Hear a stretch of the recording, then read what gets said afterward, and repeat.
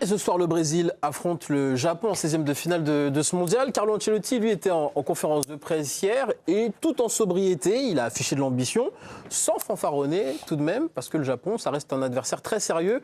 On va l'écouter. Le Japon est une équipe très compétitive, une des meilleures équipes au monde, 17e au classement FIFA. Elle a battu l'Angleterre dernièrement. Tout le monde travaille très fort, joue avec intensité. Jusqu'ici, nous avons complètement et totalement respecté nos adversaires. Et nous abordons le Japon comme une finale, parce que c'est une finale. Rabé, le Brésil sort d'une phase de poule avec quelques certitudes sur le plan tactique, notamment en essayant de libérer de l'espace pour Vinicius. Dans le jeu, c'est moins flamboyant, on n'a plus le Joga Bonito qu'on a connu il y a quelques années. Tu les vois passer sans encombre là ce soir contre le Japon ? Sans encombre, je ne sais pas. En tout cas, ça va être difficile. C'est un match. J'aime bien l'approche d'Ancelotti parce que justement, c'est vraiment le match piège parfait. Cette équipe, elle est travailleuse, elle est capable de presser, elle est capable de faire dérailler ce Brésil. Donc, si ce Brésil n'est pas concentré à 100% et pas à fond, je pense qu'ils peuvent se retrouver avec des problèmes. Donc, est-ce que passer l'étape, oui, parce que les qualités, elles sont là du côté brésilien, mais avec l'état d'esprit, sinon, ça va être très compliqué. Ouais. Erwan, ce serait un camouflet pour toi de voir le Brésil s'arrêter en 16e de finale ? Ah ben oui, quoi qu'il arrive, tu sais, le Brésil, quand tu t'appelles le Brésil et que tu as ce maillot-là, peu importe les circonstances, si tu sors en 16e de finale d'une Coupe du Monde, c'est vilain. Ouais, mais par contre, ce soir, il va falloir qu'ils s'emploient, parce que tu l'as dit, ils ont quelques certitudes en sortie de poule. L'une de ces certitudes, c'est qu'ils n'ont pas de marge. Et face à une équipe coup de cœur de ce début de Coupe du Monde, qui joue un football total à 100%, qui tente des coups, qui arrive aussi quand même à déséquilibrer pas mal de défense. Attention à eux, quoi. Donc, on sait, les Japonais, ça fait quand même maintenant 20 piges qui jouent à peu près les Coupes du Monde de manière assez régulière. De manière assez régulière. C'est un football qui progresse énormément. Franchement, c'est un match qui me hype vraiment. Oui. Je ne serais pas surpris de voir une belle surprise. Alors, je ne leur souhaite pas aux Brésiliens, mais je le souhaite aux Japonais, par contre. Moi, Yo-Yo, j'adore cette équipe du Japon. On l'a déjà évoqué durant ce mondial. Beaucoup de technique, beaucoup de mouvements, mais je la sens par moments un peu naïve défensivement et j'ai peur pour elle qu'un Vinicius ce soir en feu, en pétard, fasse la différence, quoi. Pour moi, Julien, c'est le match qui me passionne le plus depuis le début de la Coupe du Monde parce que tu as un 16e de finale qui, pour moi, parce que le Japon tourne autour depuis les dernières Coupes du Monde, quart de finale, ils sont un jeu extraordinaire, mais il y a une naïveté, mais en même temps, ils vont tellement de l'avant, ils sont aussi tellement disciplinés, et là, pour moi, c'est 50-50. Là, c'est 50-50. C'est une affiche extraordinaire. Moi, je mets plus une pièce sur le Japon. C'est une super finale parce qu'il y a un jeu, mais en même temps, c'est vrai que le Brésil monte en puissance. Tu as la science extraordinaire de Carlo Ancelotti, tu as Vinicius qui marche sur l'eau, ils ont trouvé Cunha en numéro 9, mais je trouve que là, c'est du 50-50, c'est juste du bonheur. Et les Coupes du Monde, là, en plus, on arrive à des heures magnifiques, 19h, on est là, c'est l'apéro, boum, boum, boum. Oh, doucement, l'abus d'alcool est dangereux pour la santé. Avec modération, Yo-Yo, quand même. C'est quoi, tu peux expliquer quel genre d'apéro c'est boum, boum, boum, boum. C'est pour un copain, hein, c'est pour un ami. Tu passes à la maison, boum, boum, boum. Attends, j'arrive, Féro. Ce Brésil-Japon, moi, ça me rappelle Olivier Tom. Ah oui, bien sûr, évidemment. C'est 2002, le retour d'Olivier Tom, où ils vont faire la Coupe du Monde. Et dans le scénario, il y a un final Japon-Brésil. Et ça finit comment ? Le Japon gagne 3-2. Bref, moi, ça me rappelle l'enfance. Là, ce soir, il est blessé, Olivier Hatton. Eh oui, Mark Landers aussi. Mark Landers aussi, on devrait avoir du mal. Pour reparler du Japon, restez avec nous parce qu'à la fin de l'émission, on aura un mini-jeu sur la culture japonaise qui va être super intéressant. Tu rêves d'y aller en plus. Sur les mangas ? Sur quoi ? Mais tu verras. Continue ton planète, là. T'as pas trouvé un chef japonais avec tous les sushi shops qu'il y a dans Pourquoi on n'a pas fait ça ? Le problème, c'est qu'on a un horaire particulier et les gens travaillent. On va prendre des nouvelles maintenant des Bleus, et des Bleus qui n'ont pas beaucoup de temps de jeu dans ce mondial. Marcus Thuram, notamment entré en fin de rencontre contre l'Irak, lors de la phase de poule, ne verra pas son temps de jeu augmenter contre la Suède, puisqu'il est gêné au mollet. Il sera même forfait pour la rencontre. Il n'a pas pris part aux entraînements collectifs de samedi et de dimanche. N'Golo Kanté aussi touché au genou, dont l'état n'inquiète pas pour l'instant le staff médical des Bleus. On va suivre un petit peu l'évolution pour N'Golo Kanté. Mais Marcus Thuram, Ben, j'ai l'impression, enfin c'est pas que j'ai l'impression, il a vraiment reculé dans la hiérarchie, Eric. Les Barcola lui sont passés devant, Cherki aussi.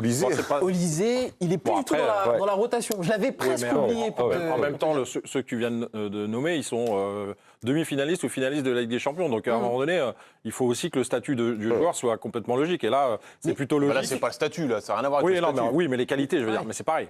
Mais c'était devenu un gars sûr de Didier Deschamps au fil des années. Je sais pas si tu peux me dire ça. Hein. Si, c'était quand même devenu, moi je suis assez d'accord avec Julien. En temps de jeu, je suis pas sûr. Dans ce côté pressing, d'aller défendre. Le problème, c'est que là, il se retrouve quand même avec des mecs qui sont arrivés juste un petit peu, quelques années après lui, mais c'est vrai que là, on parle même plus de profil. Là, son talent, c'est très dur. Même quand on est Didier Deschamps, c'est très dur de mettre Thuram devant Olysée, devant Dembélé, devant Doué ou devant Barcola. Ronald Koeman, maintenant, sélectionneur des Pays-Bas, s'est montré, lui, confiant avant le 16e de finale de Coupe du Monde contre le Maroc. Ce sera dans la nuit de lundi à mardi, enfin cette nuit, tout simplement.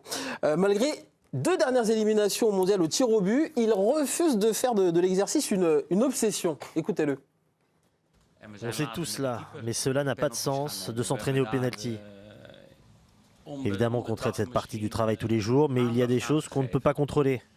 Il ne faut pas oublier non plus qu'il y aura peut-être 5 ou 6 remplaçants et que les 3 premiers noms sur la liste des tireurs ne pourront pas tirer car ils ne seront plus sur le terrain. Yo-Yo, c'est plutôt prétentieux de sa part de dire bon, ouais, ça se travaille pas les tirs au but. Non, il a été un très très très grand joueur et moi je suis d'accord avec lui. Évidemment que c'est un geste technique, évidemment, mais les plus grands joueurs au monde les ont ratés. On va pas citer Zico, Platini, Maradona, mais parce que il y a cette pression extraordinaire dans des grands moments, ces 50 satanés foutus mètres à faire entre le rond central et le point de pénalty quand tu as une finale de Coupe du Monde à jouer, quand tu as une qualification en quart, en demi, et ça, tu ne peux pas t'entraîner. T'as beau t'entraîner même en mettant de la musique, du hardcore, là, t'es de là, et là tu dois traverser. Et t'as le destin d'un pays. Comment ça, du hardcore? Ils mettent Idéalgie avant de tirer les mais non, mais c'est un geste technique. C'est un geste technique. C'est le cerveau qui parle. Je vais te donner un exemple. J'ai tiré le pénalty en finale de Coupe de la Ligue, non mais au Stade de France. Tu pars du rond central pour aller tirer le pénalty. Je peux te dire que tu as intérêt à avoir des certitudes à travers ce que tu vas faire derrière dans le geste pour gérer tes émotions. Et c'est exactement ce que j'ai fait, où j'ai réussi. Mais des fois, si tu ne gères pas ça, il vaut mieux t'entraîner 50 millions de fois et gérer ton geste technique pour pouvoir arriver avec un peu plus de certitude. Non, Rabé, non, je suis pas d'accord du tout. Je trouve ça complètement stupide de dire non, on va pas travailler, on verra bien, il y a la pression. Bien sûr qu'il y a la pression, mais on s'en fiche.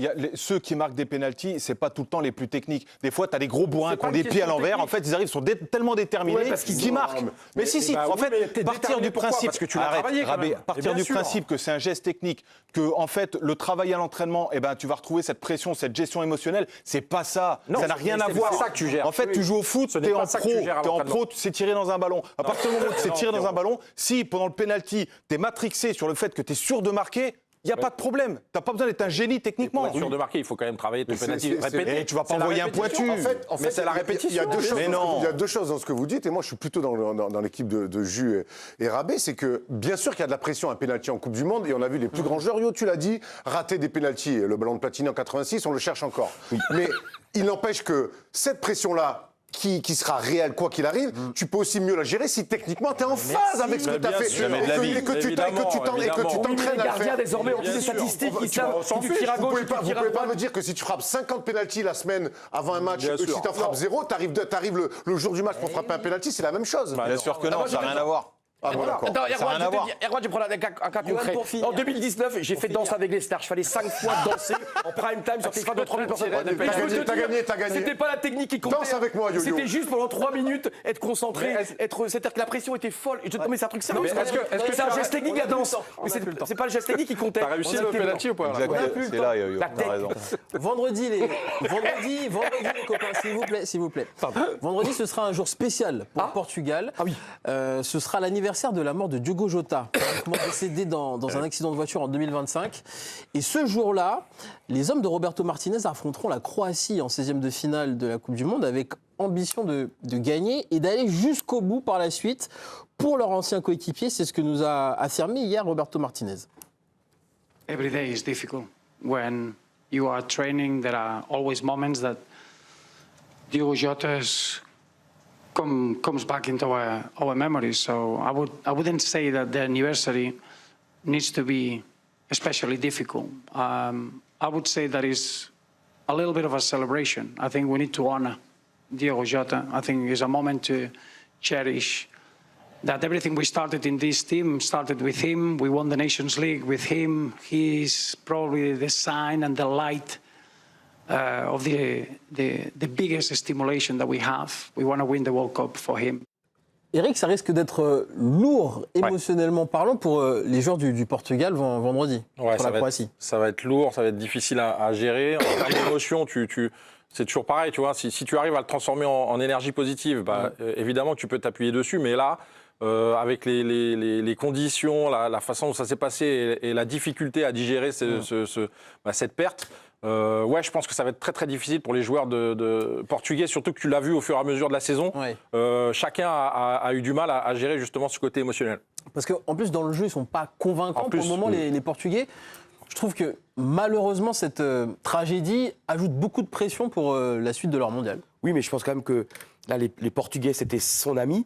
Je pense que tu as un supplément d'âme incroyable, tu as une énergie, tu joues vraiment pour sa famille, tu joues pour sa compagne, tu joues pour ses enfants. Et je pense, je comprends totalement votre aspect aussi. Dans le meilleur des cas, dans le meilleur des cas, ça peut inhiber aussi. Oui, mais quand même, tu veux le faire pour lui, tu veux le faire pour son honneur, pour sa mémoire. Ça, c'est pas le débat. Mais ça, c'est l'idéal.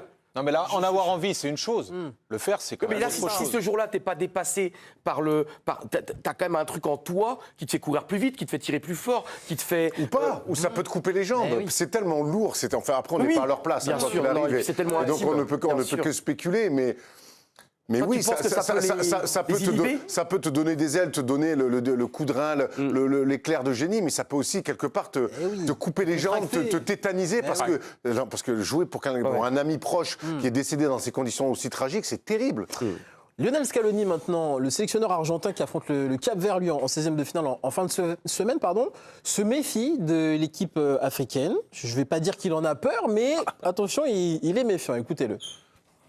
Au vu de ce que j'ai observé du Cap-Vert et en tant qu'équipe, sa qualification ne m'a pas surpris. Le Cap-Vert a donné du fil à retordre à l'Espagne, qui fait partie des favoris, même si elle méritait de gagner. L'Uruguay n'a pas réussi à le battre, pas plus que l'Arabie Saoudite. Elle a regardé dans les yeux tous les adversaires qu'elle a affrontés. Ce sera un adversaire difficile, coriace. Cette équipe joue bien, elle a de la qualité, c'est une bonne équipe.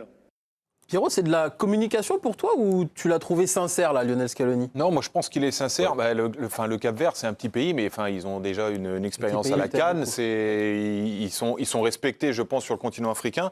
Et là, ils sont respectables aussi par rapport à ce qu'ils font depuis le début de la Coupe du Monde.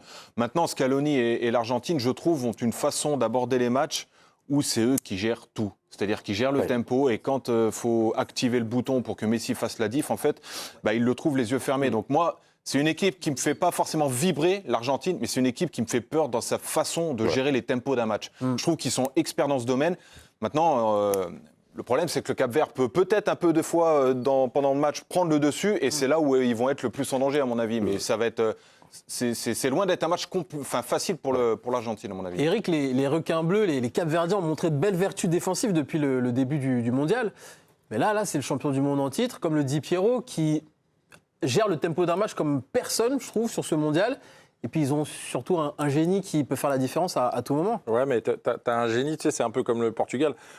T'as Ronaldo, mais tu sais que si tu concentres ton travail défensif sur le génie, peut-être que si tu coupes justement cette relation avec les autres, peut-être que tu peux gérer un peu mieux. Et cette équipe du Cap-Vert a tellement de vertus et de valeurs dans les efforts et dans le travail collectif que, franchement, moi, je verrais bien une petite surprise par rapport au Cap-Vert, par rapport à l'Argentine. Après, je veux dire, pardon, on peut enchaîner, Jus. Après, sur les matchs, il y a les matchs de poule, et bravo à ce qu'a fait le Cap-Vert. On s'est régalé, on adore aussi la Coupe du Monde pour ça. Après, quand c'est des matchs à élimination directe, c'est un autre métier, je pense. Et l'expérience... Ils n'ont pas de pression. Oui, mais certes, mais moi, je crois pas. Moi, tu joues le champion du monde, qui est une équipe d'anciens, qui contrôle le tempo à la perfection. Voilà, je leur souhaite le meilleur au Cap-Vert, mais je pense que quand même, là, le stage du 18e, du 16e finale va être un petit peu compliqué quand même. Encore un sélectionneur maintenant, celui de la Corée du Sud, Hong Myung-bo, qui a annoncé hier sa démission après l'élimination au premier tour de la Coupe du Monde. Depuis la déroute, le technicien est la cible de violentes critiques dans son pays, du président de la République aux médias. Il a même reçu des menaces de mort. Et une chaîne sud-coréenne a même décidé de flouter son visage à l'antenne quand il a présenté ses excuses publiques. Regardez. Non mais... Je présente mes sincères excuses au public coréen qui a soutenu notre équipe. Aujourd'hui, je démissionne. Mon seul objectif a été de remplir mes fonctions avec responsabilité jusqu'au bout. Le président de la République, Lee Jae-myung, lui, l'a qualifié d'incompétent. Selon des publications aussi relayées sur les réseaux sociaux, plusieurs magasins ont affiché des pancartes interdisant l'accès à l'ex-sélectionneur, tout simplement. Voilà.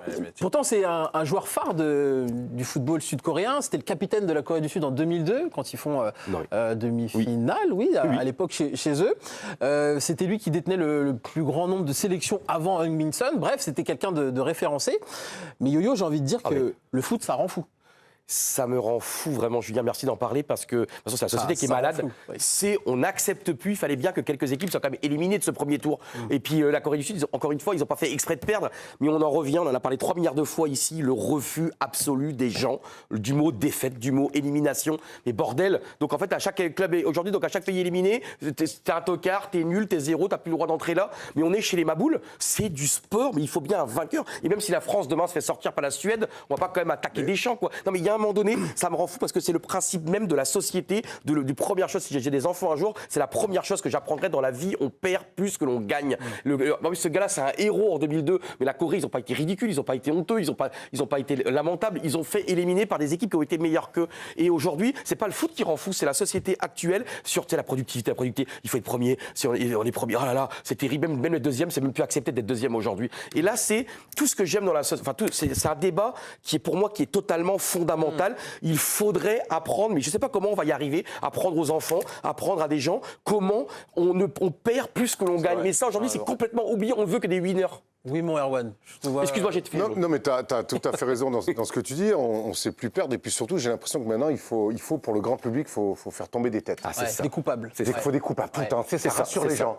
Voilà, bon, mais c'est pas la première sélection qui rate une compétition. Dans l'histoire de la Coupe du Monde, il y en a eu plein. Nous, Français, on l'a vécu. La Tunisie. Voilà, et il faut couper des têtes. Voilà, aujourd'hui, il faut que les dirigeants se disent, bon, oula, il faut qu'on réagisse, il faut qu'on coupe une tête. Comme ça, au moins, c'est pas nous. Et puis, on a le coupable. Et c'est complètement faux. Et les gens, aujourd'hui, à travers les réseaux sociaux, à travers les médias, sont rassurés par ça. Ils demandent qu'on coupe des têtes. Ça nous rappelle des drôles d'époque. Oui. Non, et au-delà de ça, même sans parler de sport ou humainement, qu'est-ce que tu donnes comme image par rapport au traitement du mec qui reste quand même, ça reste un sport. Donc humainement, tu es en train de dérailler complètement en montrant de la haine et de la jalousie et tout ce que tu veux. C'est terrible, franchement. Un peu de mercato maintenant. Selon les informations du journal de l'équipe, ça bouge. Oui, ça bouge. L'ailier ivoirien Yann Diomandé souhaite rejoindre le Paris Saint-Germain cet été. Il l'a fait savoir à la direction parisienne. Malgré l'intérêt de Liverpool, l'éléphant se voit plutôt chez les champions d'Europe. Maintenant que l'envie du joueur est connue, Paris va pouvoir accélérer sur ce dossier. Alors, dossier estimé à un peu moins de 100 millions d'euros quand même.